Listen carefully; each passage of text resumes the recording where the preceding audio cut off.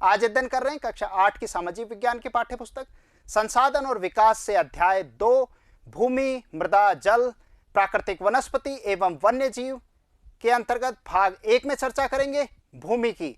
पाठ का नाम बड़ा लंबा है, परंतु बच्चों इसके अंतर्गत हम चर्चा करेंगे विभिन्न प्रकार के प्राकृतिक संसाधनों को बारी बारी से देखेंगे। और आज चर्चा का विषय है लैंड रिसोर्स, भूमि संसाधन। तो कॉपी पेंसिल लेकर हो जाइए तैयार।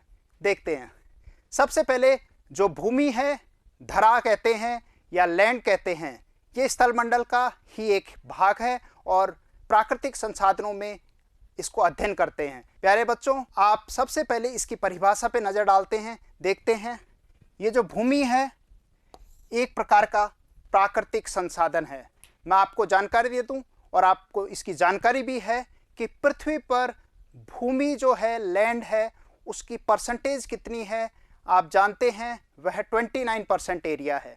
यानी कि पृथ्वी का 29% भाग पर स्थलमंडल मौजूद है और स्थलमंडल का ही भाग क्या है, भूमि है। पर गौर करने की यहाँ एक बात है कि उसके अंतर्गत अगर पूरे आप जो 29% भाग है, ये किसका है, ये भूमि का भाग है पृथ्वी पर। कहाँ पर? पृथ्वी पर। अब पृथ्वी पर 29% जो भाग है इसको आप 100% माने। इस 100% में से सिर्फ 30% भाग पर, सिर्फ कितने, 30% भाग पर ही क्या करती है, जो जनसंख्या है वह निवास करती है। कितनी जनसंख्या? 90% जनसंख्या सिर्फ 30% भाग पर निवास करती है। यानी कि बाकी का 70% जो हिस्सा है वह निर्जन है और वीरान या बिल्कुल दूर दराज के ऐसे इलाके हैं जहां पर इंसान बसना पसंद नहीं करता। तो कुछ ना कुछ ऐसे कारक हैं जिनकी हम इस पाठ में चर्चा करने वाले हैं कि कौन से ऐसे कारक हैं जो भूमि उपयोग को प्रभावित करते हैं। तो खास बातों को लिखिएगा, जरूर नोट कीजिए। सबसे पहले इसकी परिभाषा लिख लीजिए कि भूमि प्राकृतिक संसाधनों में से एक महत्वपूर्ण संसाधन है। पृथ्वी के 29% भाग पर भूमि मौजूद है, जहां विश्व की, हमने बताया था, 90% जनसंख्या भूमि के सिर्फ 30% भाग पर निवास करती है। यानी कि से 70% भूमि पर या तो क्या है, विरल जनसंख्या है या वह निर्जन इलाके हैं। विरल का मतलब होता है वहां बहुत कम जनसंख्या निवास करती है। ऐसे भागों की हमने चर्चा की थी, जैसे मरुस्थल के इलाके हैं।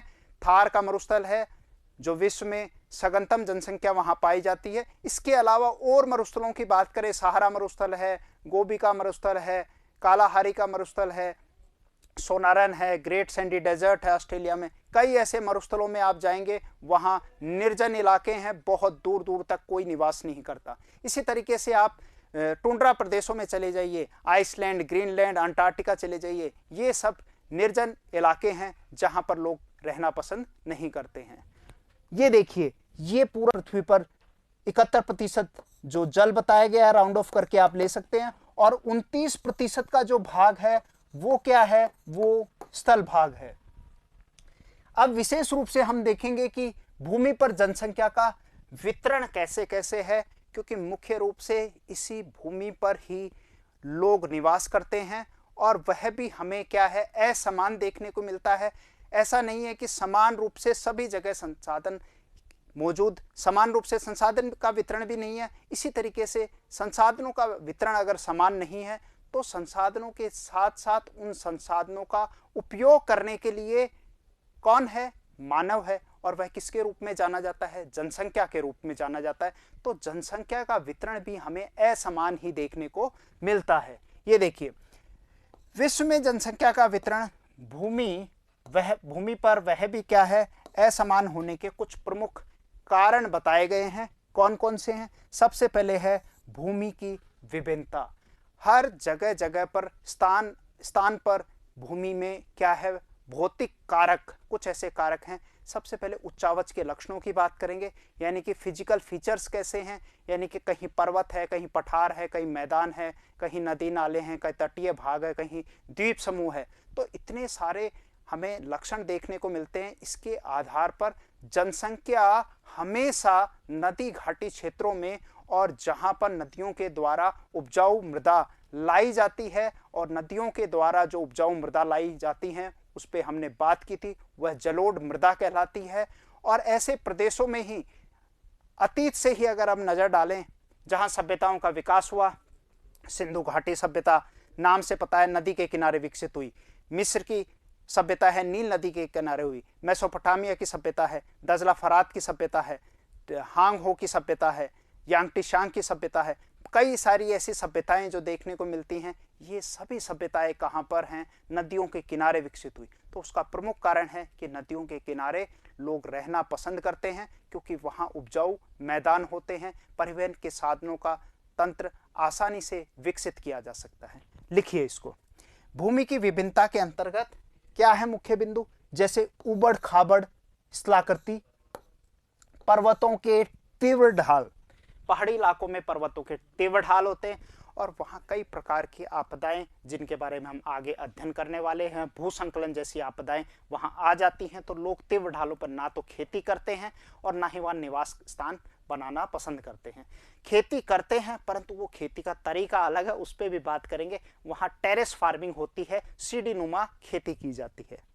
जलक्रांत क्षेत्र होते हैं। जलक्रांत क्षेत्र आप देखेंगे जो कच्छ का रण इलाका है गुजरात के अंतर्गत, वो जल क्रांत इलाका है जहां पानी से दलदली भाग है वो डूबा रहता है, वहां जनसंख्या नहीं निवास करती। संभावित निम्न क्षेत्र है, लो लाइंग एरियाज हैं, मरुस्थल के क्षेत्र हैं जिनकी अभी हमने बात की थी, सघन वन है। आप अगर विषुवत रेखीय प्रदेश है, अमेजन क्षेत्र है, कांगो बेसिन है, अंडमान निकोबार में चले जाइए, ऐसे इलाके जहां सघन वन देखने को मिलते हैं वहां जनसंख्या आपको विरल ही देखने को मिलेगी। कारण क्या है? वहां सिर्फ जनजातियां निवास करती हैं क्योंकि वहां पर परिवहन के साधन नहीं जा सकते, जंगली जानवरों का डर रहता है, कीट पतंगों का डर रहता है, बहुत सारे ऐसी बीमारियां फैल सकती हैं, इसलिए लोग वहां पर निवास करना पसंद नहीं करते। इसलिए वहां की जो भूमि है उसका उपयोग जनसंख्या के रूप में या वहां बसने के लिए नहीं किया जाता है। तो वो विरल हैं और कैसे हैं? निर्जन है, जिस पे हमने अभी बात की। आगे देखते हैं। पर उर्वरक मैदान जो होते हैं यानी कि उपजाऊ इलाके जो गंगा ब्रह्मपुत्र का बेसिन है, जो बेसिन क्षेत्र होते हैं नदी घाटियों में पाए जाते हैं, वहां हमेशा जनसंख्या निवास करना पसंद करती है। और नदी घाटियों में कृषि के लिए क्या होती है? उपयुक्त भूमि उपलब्ध होती है, इसलिए ये स्थान विश्व के सघन घने क्षेत्र कहलाते हैं। कहाँ के? नदी घाटी क्षेत्रों के। ये देखिए एक नदी घाटी क्षेत्र का आपको दिखाया गया, आप दृश्य देख रहे हैं किस तरीके से लहलहाते खेत यहाँ दिखाई दे रहे हैं। अगला एक प्रभावित करने वाला किसको? जनसंख्या के वितरण को। भूमि प्रभावित करने वाले कारकों के अंतर्गत जलवायु भी एक महत्वपूर्ण कारक है। आप ये देखेंगे जलवायु, उपयुक्त जलवायु जनसंख्या के निवास को क्या करती है? प्रोत्साहित करती है। ऐसे इलाके हैं, आप टुंड्रा प्रदेशों की बात की, टैंगा प्रदेशों की बात की, तो टुंड्रा प्रदेशों में क्या जनसंख्या निवास करती है? नहीं। कारण क्या है? टुंड्रा प्रदेश में आपको जानकारी दे दूं जो 66.5 डिग्री से 90 डिग्री के पास है, ऐसे उत्तर में और दक्षिण में।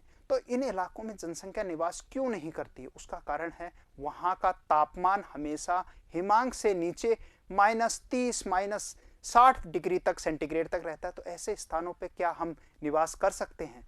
तो इंसान हमेशा उपयुक्त जलवायु, मैदानी इलाकों में उपयुक्त जलवायु पाई जाती है और वहां पर बहुतायत में आपको क्या है? जनसंख्या देखने को मिलती है। आगे देखते हैं। ये है भूमि उपयोग।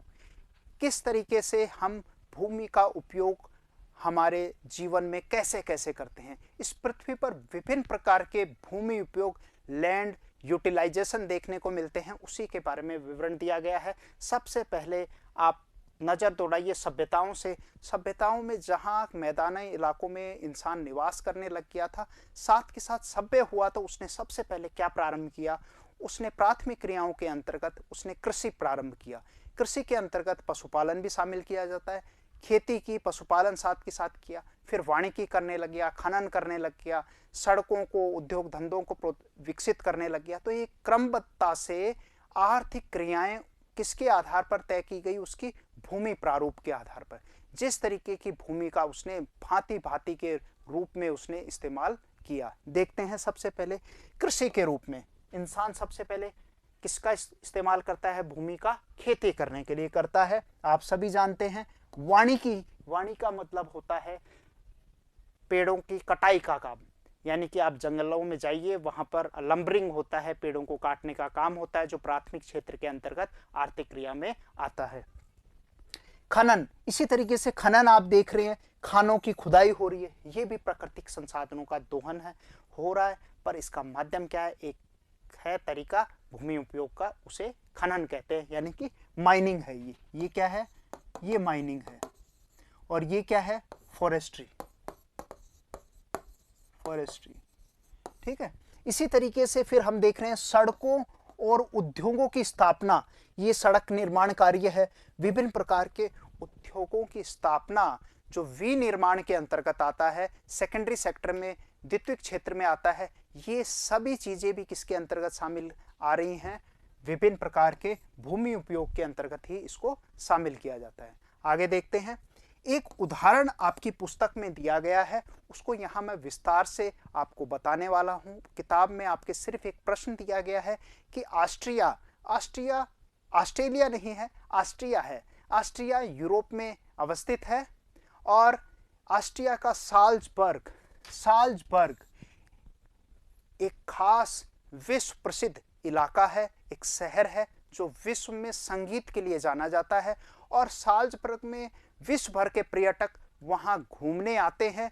उसकी खास बात है वहां का भूमि उपयोग, यानी कि भूमि का इतना सर्वोत्तम उपयोग अगर आपको इस धरती पर देखना है तो वो आगे साल्जबर्ग में आपको देखने को मिलेगा। नजर डालिए, सबसे पहले आप ये देखिए, वहां पर जो खेती कार्य, ये खेती से संबंधित है, कृषि के बिल्कुल व्यवस्थित आपको वहां पर फार्म लैंड्स मिलेंगे देखने को, बहुत व्यवस्थित, प्रकृति प्रेमी रहते हुए इको फ्रेंडली खेती की जाती है इस तरीके से। और वानिकी, वहां पेड़ों की भी आपको देखेंगे विशेष प्रकार से, वहां की जो वनस्पति है वो अल्पाइन प्रकार की वनस्पति है, क्योंकि ये जो क्षेत्र है ये 45 डिग्री से 66.5 डिग्री के मध्य वाले इलाके में आता है, इसलिए यहाँ पर अल्पाइन प्रकार की वनस्पति शंकुधारी जो वन पाए जाते हैं। और ये विशेष रूप से कौन सा है? डैन्यूब घाटी क्षेत्र है, डैन्यूब नदी है और उसी के घाटी क्षेत्र में ये बसा हुआ है।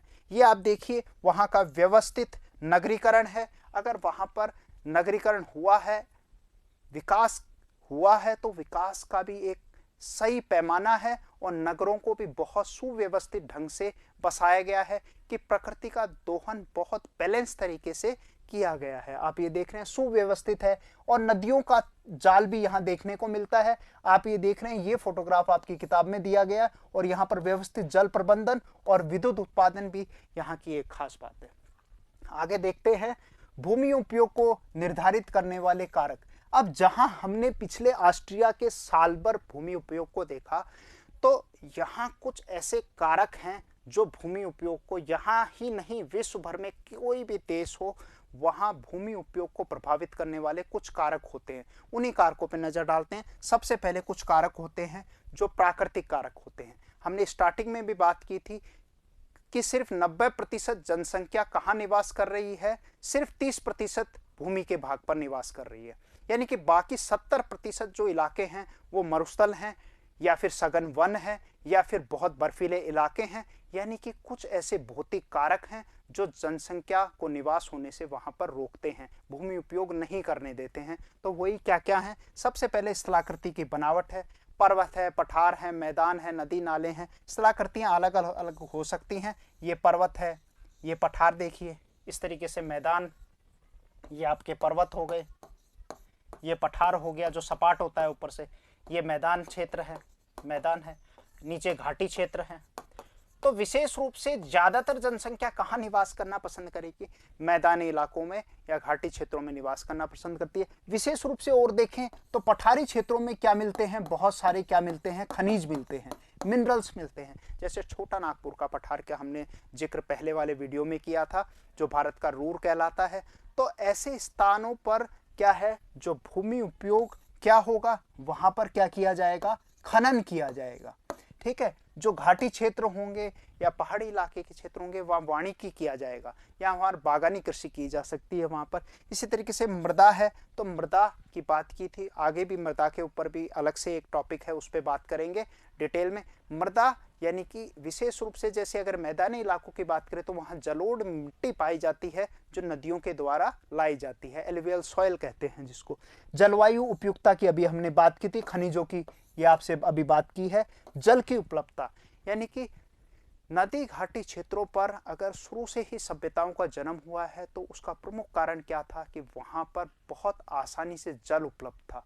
अगर आखेट या शिकार की अवस्था उस समय ये कार्य करता भी था तो वह भी शिकार, ये सब नदी किनारे ही जीव वहाँ पर आते थे और आसानी से उनका शिकार भी कर लिया करता था। संग्रहक था, शिकारी था, तो ये विभिन्न अवस्थाओं में भी अगर इंसान को अगर प्राग ऐतिहासिक काल से भी अगर हम तलाश करते हैं ना इतिहास में भी जाकर, तो इंसान की जो शुरुआत होती है वह ज़्यादातर कहाँ रहना पसंद किया है, उसने नदी घाटी क्षेत्रों में जल की समीपता उसके निवास देखने को मिलते हैं।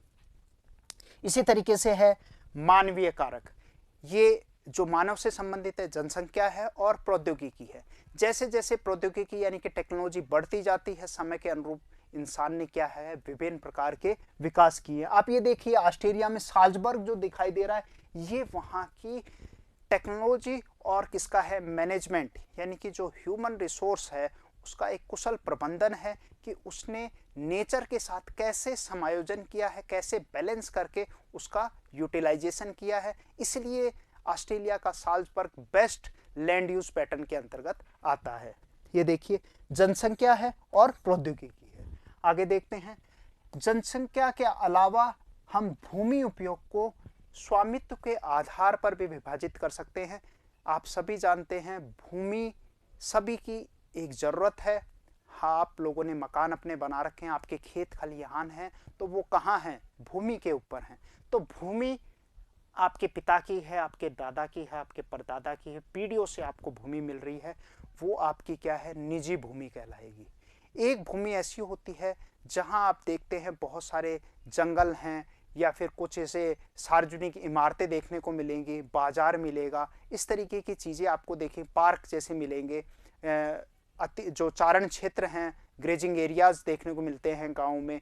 तो ऐसे इलाके क्या हैं साझा भूमि क्षेत्र कहलाते हैं, गोचारण के क्षेत्र हैं जहां स्वामित्व किसका है, सभी का है, वो सामुदायिक क्षेत्र है। सामुदायिक मतलब वह सरकार के अधीन भी है, सरकार उसकी निगरानी करती है और सभी लोग उसका उपयोग कर सकते हैं। तो आपको याद है शहरों में पार्क जो होते हैं, पार्कों में आप भ्रमण करने जाते हैं तो वह जो पार्क है उसकी जो उसको मैनेज करने का काम यानी कि व्यवस्थित उसका देख रेख करने का कार्य कौन करती है, सरकार करती है। तो सबसे पहले आप नोट कर लीजिए निजी भूमि क्या होती है। हम यहाँ देख रहे हैं स्वामित्व के आधार पर, तो पहला भाग क्या है स्वामित्व के आधार पर भूमि का, निजी भूमि।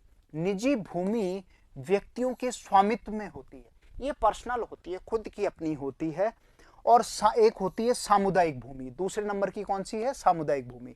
ये इसे साझा संपत्ति संसाधन भी कहते हैं। जबकि सामुदायिक भूमि समुदाय के स्वामित्व में होती है, सामान्य रूप से इसका उपयोग समुदाय से संबंधित व्यक्तियों के लिए किया जाता है क्योंकि मानव समुदाय में रहना पसंद करता है। जैसे चारे के रूप में, फलों के रूप में, नट या औषधियों के रूप में या बूटियों के रूप में एकत्र करने में इसका काम में लिया जा सकता है। इस सामुदायिक भूमि को ही हम क्या कह देते हैं, साझा संपत्ति संसाधन कहते हैं। इसके अलावा आगे देखते हैं ये भूमि उपयोग जो हम ये बात कर रहे हैं, अलग अलग तरीके से जो भूमि के उपयोग हो रहे हैं, उन भूमि के उपयोग किस तरीके से भारत में परिवर्तन देखने को मिला है उस पे एक नज़र डालेंगे कि समय के अनुरूप भूमि उपयोग में क्या परिवर्तन देखने को मिले हैं। आप जानते हैं पहले खेत खलिहान हुआ करते थे, धीरे धीरे आपको मैं आंकड़े बताऊं, पुराने आंकड़े जो हैं जहां खेती में संलग्न लोगों की जो प्रतिशत होता था वह 70 से 75% लोग खेती कार्य करते थे। आज ये घटकर 40 से 50% के मध्य पहुंच गया, यानी कि धीरे धीरे खेती के कार्यों को लोगों ने छोड़ दिया है। उसके अलावा दूसरे क्षेत्रों में शहरों की तरफ वह अग्रसर हो गए हैं और अन्य द्वितीयक या तृतीयक क्षेत्रों में अपनी सेवाएं दे रहे हैं। देखिए ये पहली स्थिति। आप गाँव में देखिए खेत खलिहान है, पूरी तरीके से बहुत एक मनोरम दृश्य देखने को मिल रहा है यहाँ पर। दूसरे रूप में आप ये देखिए, ये 2 नंबर का है, गांव थोड़ा सा बदलाव हुआ, ये कस्बे के रूप में विकसित हो गया और यहाँ पर अलग अलग तरीके के यानी कि भूमि उपयोग जो सिर्फ खेती के रूप में हो रहा था, अब वहाँ पर फलों के बाग वगैरह भी देखने को मिलते हैं, उसके अलग अलग सब्जियां उगाई जा रही हैं, ये यानी कि उसका व्यवसायीकरण हो गया है।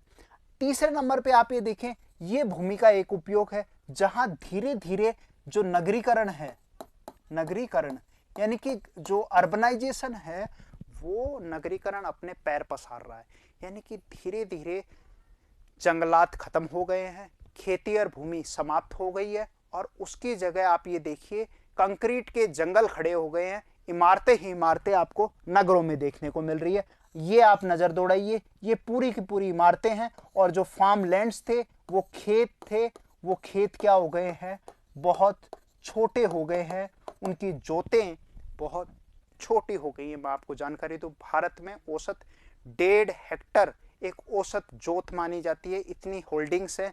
मतलब धीरे धीरे पीढ़ियों में, क्योंकि एक बाप की 4 संतान है तो उनमें चारों में हिस्सेदारी होगी, 2 बीघा जमीन है तो 4 हिस्सों में बटेगी। अब आप ये देखिए कि भूमि का उपयोग क्या हुआ है, एक 2 बीघा का खेत था, 4 हिस्सों में हुआ तो 0.5 हेक्टर उसको जमीन मिलती है। अब आप ये देखिए कि इतने आधा बीघा क्षेत्र में वह क्या खेती कर पाएगा, नहीं कर पाएगा, तो वो वहाँ क्या करेगा, बगीचा बना लेगा, अपने वहाँ पर मकान बना लेगा या कुछ अलग तरीके की आर्थिक क्रियाओं को वहाँ शुरू कर देगा। तो कहने का मतलब है कि भूमि का उपयोग, इसी कई ऐसे कारण हैं जिनके कारणों से वह धीरे धीरे क्या है, बदलता जा रहा है। आगे देखते हैं, भूमि उपयोग प्रतिरूप में परिवर्तन। अभी मैं उसी की बात कर रहा था, परिवर्तन क्या है उसके कारण। देखो, कृषि और निर्माण संबंधी गतिविधियों के प्रसार के कारण कृषि भी हो रही है, साथ के साथ निर्माण कार्य भी हो रहा है, आप देखा आपने उसको, तो निम्न प्रभाव या खतरे पर्यावरण में देखे जा सकते हैं और उसके कारण जो पर्यावरण को इसका रिजल्ट देना पड़ रहा है। आप ये देखिए, पर्यावरण बहुत इससे दुखी है, परेशान है, पर क्या करें, इंसान अपनी जद्दोजहद, अपनी आवश्यकताओं को पूरा करने के लिए भूमि के भांति भांति के उपयोग उसके ले रहा है। ये नहीं कि भूमि एक प्रकार का नवीकरणीय संसाधन है, रिन्यूएबल है, बट यहाँ पर हमें क्या देखने को मिलता है, मानव का प्रभाव देखने को मिलता है।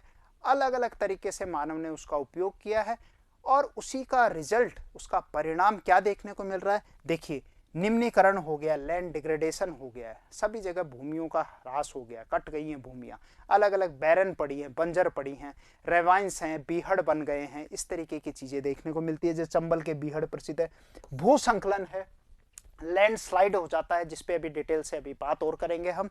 इसी तरीके से मृदा अपरदन है, सॉइल इरोजन एक बहुत बड़ी प्रॉब्लम है, जिसको क्या कहते हैं, क्रिपिंग डेथ भी कहते हैं, रेंगती हुई मौत भी कहते हैं। अगले चैप्टर में इस पे और डिटेल से लेंगे मृदा के ऊपर। तो सॉइल इरोजन अलग अलग तरीके से, पवन से हो रहा है, जल से हो रहा है, अंधाधुन मिट्टी बह रही है, यानी कि इसको रेंगती हुई मौत भी कहा जाता है, क्रिपिंग डेथ। किस तरीके से धीरे धीरे, क्योंकि मृदा को बनने में बहुत हजारों वर्षों का समय लगता है, सैकड़ों वर्षों का समय लगता है इसमें, तो उसकी भी क्या हो रहा है, किसके कारण, क्योंकि अलग अलग कृषि और अलग निर्माण संबंधी अलग अलग कार्य जब हो रहे हैं, तो उसमें ही मृदा का क्या हो रहा है, ये अपरदन देखने को मिल रहा है।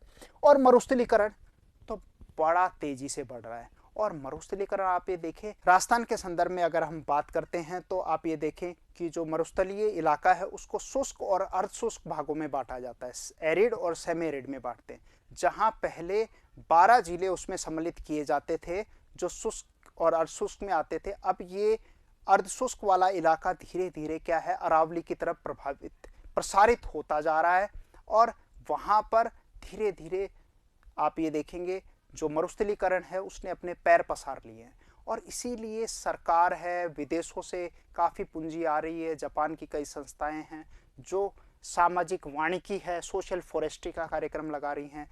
जो अरावली के क्षेत्र हैं उन पे पेड़ पौधे लगाए जा रहे हैं कि धीरे धीरे ये जो मरुस्थल है ये अपने पैर ना पसारे, क्योंकि ये जो अरावली रेंजेस हैं, अरावली पर्वत श्रृंखलाएं हैं, इसने 2 तरीके से बांटा हुआ है, एक तरफ पश्चिम राजस्थान है और एक तरफ पूर्वी भाग है। अगर ये मरुस्थल पूरा कवर कर लेगा तो पूर्व में जो खेत खलिहान है, पूर्व में ज़्यादातर जनसंख्या निवास करती है, जयपुर है, भरतपुर है, ऐसे इलाकों में, तो वहाँ पर भी आने वाले समय में अगर सोचा नहीं गया तो मरुस्थलीकरण अपने पैर पसार लेगा। आगे देखते हैं। एक केस जो अपन पढ़ रहे थे, मैंने आपको बताया कि 2 नंबर जो बात है भू संकलन लैंडस्लाइड की, एक केस स्टडी, एक विशेष अध्ययन आपके पुस्तक में दिया गया है जिसका हम डिटेल से बात करेंगे। देखते हैं भू संकलन जो है लैंडस्लाइड। सबसे पहले इसकी परिभाषा, शब्द है भू संकलन, यानी कि लैंड का क्या होना, स्लाइड हो जाना, फिसल जाना, यानी कि भूमि कैसे सरकेगी। भूमि सरकने का कारण है कि बहुत तेज, सबसे पहले तो बात याद रखो कि भू संकलन की घटनाएं होती कहाँ है, पहाड़ी इलाकों में होती है, हिली एरियाज में देखने को मिलेंगी, ऊंचाई वाले स्थानों में देखने को मिलेंगी। और आप वहाँ देखेंगे जब वर्षा होती है, विशेष रूप से कई बार बादल का फटना, बहुत मूसलाधार वर्षा होती है, पहाड़ी इलाकों में बादल के फटने जैसी घटनाएं होती हैं, तो उस भारी वर्षा के दौरान क्या होता है, बहुत सारे मास मूवमेंट होता है, मतलब बहुत सारा जो कचरा होता है, मलबा होता है, वो मिट्टी के साथ बहता हुआ नीचे आ जाता है, और उसके साथ साथ पानी के साथ साथ वो कंकर पत्थर, बड़े बड़े पत्थर एक साथ स्लाइड करते हैं, फिसलते हैं, और नीचे की तरफ जो भी वहाँ पर निवास कर रहे हैं या मानव निर्मित कोई भी चीज़ें हैं वो सब क्या हो जाती हैं, तहस नहस हो जाती हैं। तो ये एक प्रकार की आपदा है। कैसी? प्राकृतिक आपदाओं में भूसंकलन को माना जाता है। परिभाषा क्या है, नोट कीजिए आप लोग। भूसंकलन को सामान्य रूप से सैल, मलबा या ढाल से गिरने वाली मिट्टी के वृहत संचलन, वृहत मतलब होता है मास मूवमेंट, मतलब जो भी चीज बह रही है वो बहुत तेज गति से जाएगी। किसके कारण? क्योंकि बारिश आ गई है, पानी से, पानी के साथ साथ वो सब मलबा उलवा एक साथ बह जाता है, में परिभाषित किया जा सकता है। वे प्राय क्या कारण है, भूकंप के दौरान, बाढ़ के समय या ज्वालामुखी के साथ घटित होते हैं। लंबे समय तक भारी वर्षा होने से भी क्या हो जाता है, भूसंकलन हो जाता है। क्योंकि ये जो भूकंप है और ज्वालामुखी है ये तो बहुत कम देखने को मिलते हैं, और आपको मैं बता दूं कि ज्वालामुखी, सिर्फ सक्रिय ज्वालामुखी कहाँ है, बैरन द्वीप में है, अंडमान निकोबार में, तो बाकी भारत में तो है ही नहीं, द्वीप समूह में है, बंगाल की खाड़ी की तरफ है, तो बाकी जगह क्या है, भूकंप भी बहुत कम आता है। परंतु ज्यादातर क्या घटनाएं देखने को मिलती हैं लैंडस्लाइड की, वो घटनाएं होती हैं भारी बारिश के दौरान देखने को मिलती है। आप ये देख रहे हैं पूरी की पूरी सड़क है, और यहाँ पर जहाँ निर्माण क्षेत्र था यहाँ सभी को जमींदोज कर दिया गया है, ये दफन हो गए हैं इसमें। इसी तरीके से देखेंगे भूसंकलन के प्रभाव, उस पर बात करते हैं, नोट कीजिएगा। यह नदी के प्रवाह को कुछ समय के लिए क्या कर देते हैं, अवरुद्ध कर देते हैं। मिट्टी मलबा पूरा आया, सैल वगैरह सब निक्षेप होकर पत्थर कंकर आके नदी के मार्ग पर आकर रोक देते हैं। अब नदी के मार्ग को रोक देंगे तो जल स्तर क्या होगा, बढ़ेगा, और उसके जो तटीय इलाके पे जो भी लोग वहाँ निवास कर रहे हैं उनके ऊपर भी क्या होगा, यानी कि उसका रिजल्ट क्या देखने को मिलेगा, बाढ़ के रूप में वह देखने को मिलेगा। नदी अवरुद्धता के अचानक फूट पड़ने से निचली घाटियों के आवासों में क्या आ जाता है, विध्वंस या बाढ़ आ जाती है। पहाड़ी भूभाग में भूसंकलन एक मुख्य और विस्तृत रूप से फैली प्राकृतिक आपदा है जो प्राय जीवन और संपत्ति को क्या पहुंचाती है, आघात पहुंचाती है। मतलब ये इसके प्रभाव है, जान माल की हानि होती है, बहुत सारे वनस्पतियां भी नष्ट हो जाती हैं, खेत खलिहान नष्ट हो जाते हैं, जीव जंतु हैं वो, उनके आवास भी नष्ट हो जाते हैं। तो भूसंकलन एक बहुत बड़ी प्राकृतिक आपदा है। परंतु इसका कारण अगर हम बात करें तो ये क्या रीज़न है, क्योंकि अगर व्यवस्थित ढंग से पहाड़ी इलाकों में अगर भूमि का उपयोग किया होता तो भूसंकलन जैसी घटनाएं नहीं होती।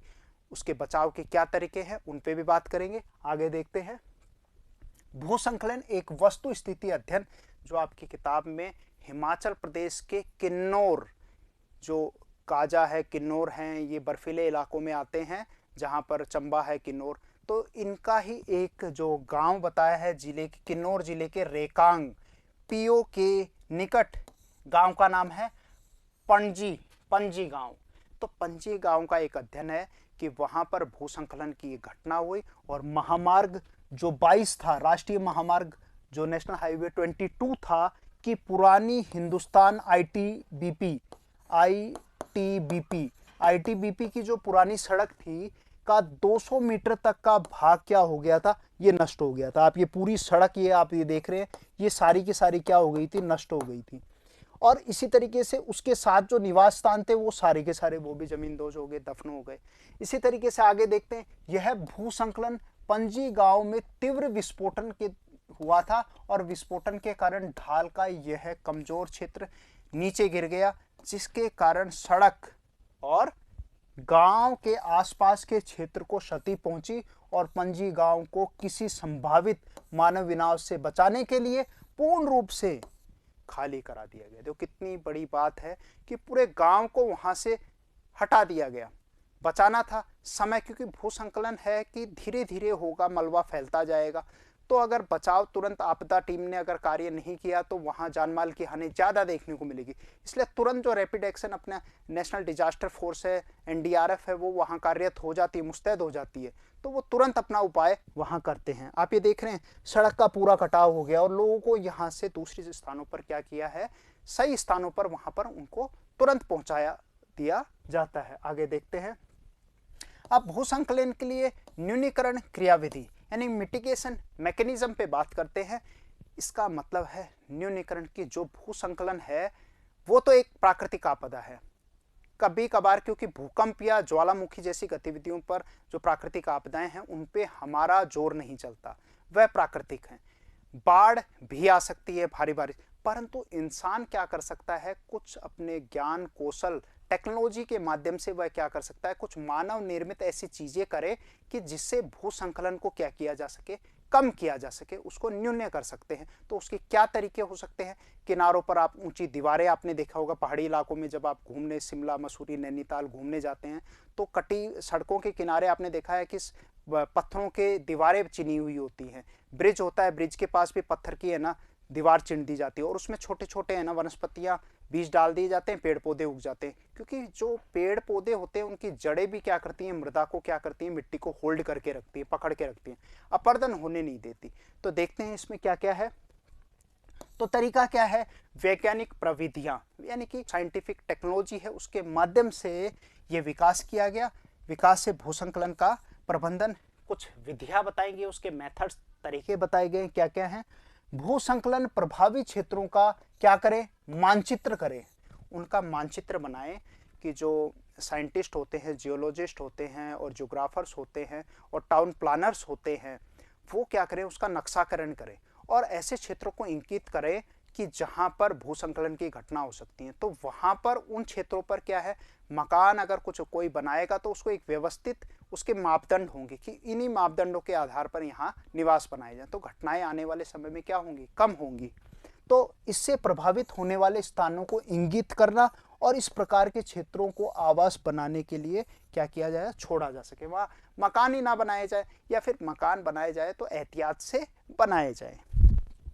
भूमि को खिसकने से बचाने के लिए प्रतिधारी दीवार का निर्माण किया जाए। प्रतिधारी दीवार का मतलब होता है रिटेंशन वॉल, रिटेंशन वॉल बनाई जाए, प्रतिधारी दीवार। ये देखिए ये है प्रतिधारी दीवार, इस तरीके से बना दी गई। अब यहां से क्या होगा, बारिश का पानी आएगा वो सही से उसका अपवाह हो जाएगा, निकल जाएगा, उसके ड्रेनेज के भी अच्छे क्षेत्र बनाए जाते हैं जिससे पानी निकल जाता है बारीकी से, और जो ऊपर से है ये मलबा नीचे नहीं आएगा और यहाँ नीचे सड़क का नुकसान नहीं होगा, आवासों का नुकसान नहीं होगा। आगे देखते हैं, भूसंकलन को रोकने का सबसे प्रभावी तरीका वनस्पति आवरण में वृद्धि, मतलब ये सबसे है। बाकी में तो देखो मानव पत्थर से चिनाई करेगा और काम करेगा, पर सबसे बेहतर है कि प्रकृति प्रेमी बने और इको फ्रेंडली रहते हुए हम क्या करें, वृक्षारोपण करें। पेड़ एक काटा है तो 10 पेड़ लगाओ, 30 पेड़ लगाओ, 100 पेड़ लगाओ। अब पेड़ लगाओगे तो वो अपने आप, पेड़ों की जड़ें क्या करती हैं, मृदा अपरदन को रोकती हैं, उसकी जड़ें उसको बांध के रखती है। तो वही एक सबसे बेहतर तरीका है। सतही अफवाह तथा झरना प्रभावों के साथ साथ भूसंकलन की गतिविधियों को नियंत्रित करने के लिए पृष्ठीय अफवाह नियंत्रण उपाय कार्यान्वयन किए जाएं। पृष्ठीय अफवाह मतलब सरफेस फ्लो, ऊपर से जो पानी तेजी से बहता है उसको रोकने के उपाय किए जाएं।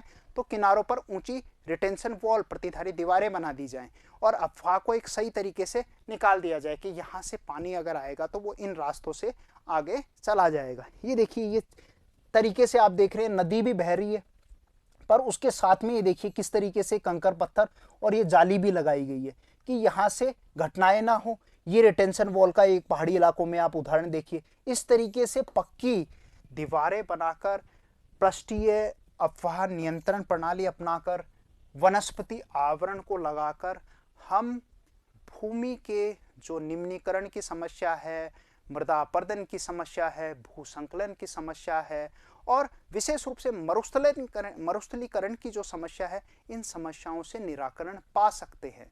बशर्ते हमें प्रकृति प्रेमी होना पड़ेगा, इको फ्रेंडली रहना पड़ेगा और आने वाले समय में इस नवीकरणीय संसाधन को समय दें कि आने वाली पीढ़ियां भी इसका इस्तेमाल सही तरीके से कर सके। ऐसे नहीं है कि उन्हें मरुस्थल ही मिले, बंजर भूमियां ही मिले, ऐसा नहीं हो। तो आज के लिए इतना ही, फिर अगले पार्ट में फिर मिलेंगे। निरंतर वीडियो देखते रहिए। नमस्कार, जय हिंद।